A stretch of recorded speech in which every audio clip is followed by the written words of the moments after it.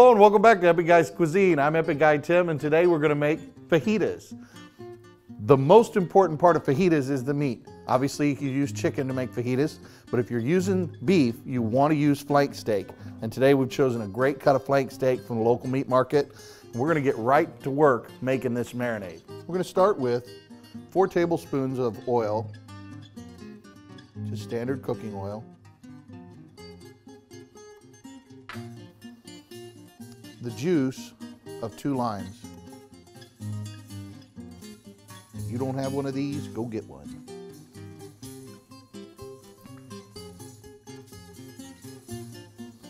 We're going to put in 2 cloves of garlic. I crushed those just a little so they'll blend easier. 3 chipotle chilies in adobo. You can buy these in a small jar or a small can at the grocery store. They don't cost a lot of money. Fabulous flavor. And 3 tablespoons of roughly chopped cilantro leaves. We're going to do a teaspoon of comino or cumin and a teaspoon of salt.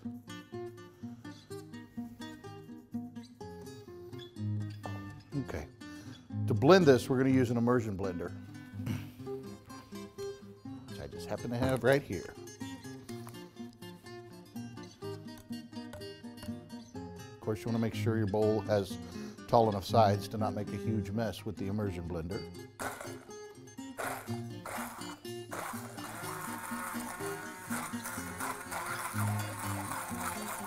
So our marinade's done.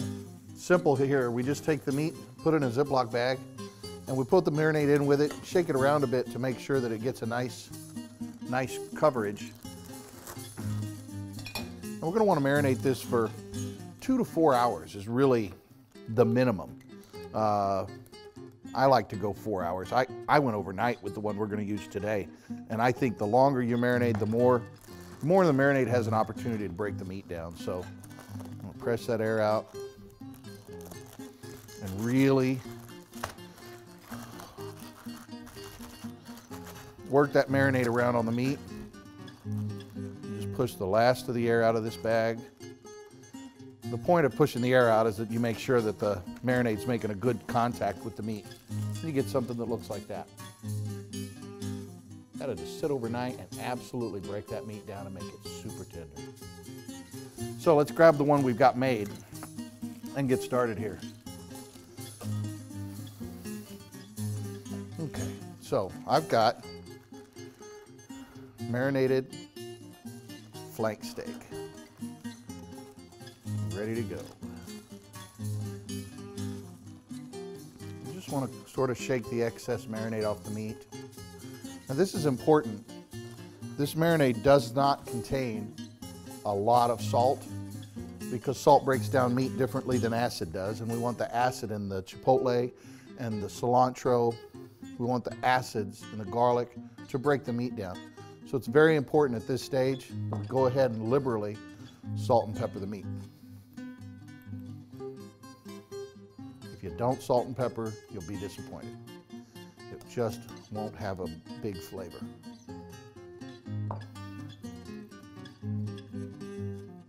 All right.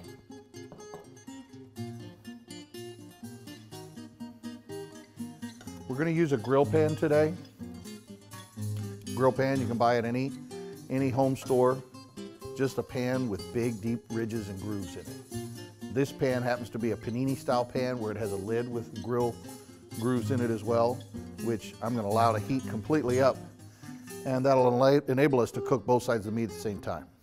This meat will cook for about 4 minutes on each side, and then we're going to let it rest for 7 minutes while we make the bell peppers and onions. So let's get this steak cooking.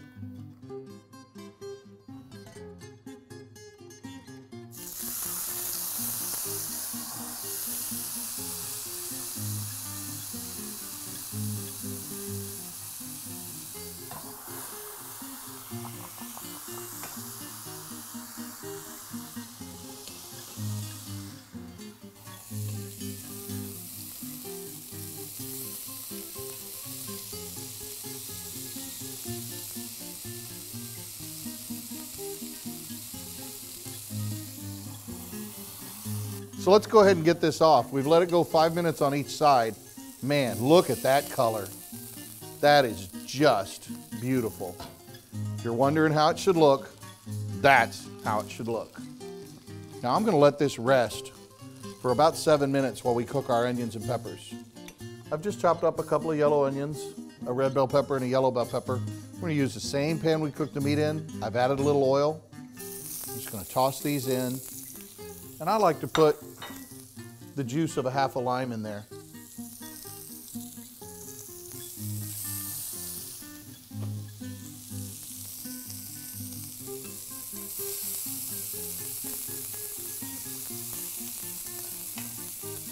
Obviously, using the same pan that we had the meat in, we're actually deglazing the pan. We're picking up that fabulous flavor and the tidbits of marinade that are remnant. We're picking that up in these onions and peppers as they saute here. And these will take about 6 or 7 minutes, which is just right for our meat to rest, and then we'll be able to start preparing our fajitas.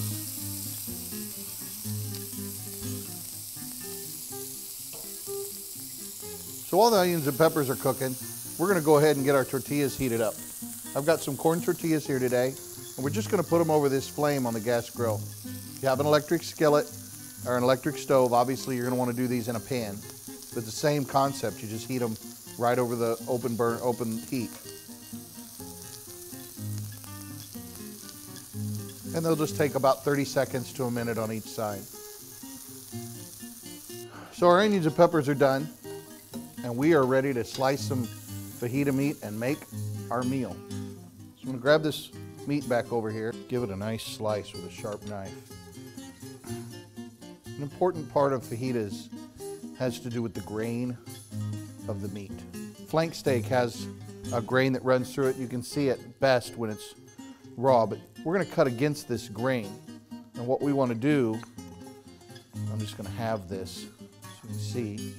You see the grain running through the meat? We want to cut against the grain. If we don't, when you try to bite into it, of course, it's going to be sort of stringy and stretchy. So we're just going to cut off some nice thin strips. Oh my God, look at that. That letting it rest for 6 or 7 minutes, that really lets the juice draw back up into it. If you cut it right after it cooks, you won't have this juice coming out. It'll all come out and the meat won't be juicy and delicious. We really want juicy, tender meat, and that rest is a big component of getting that.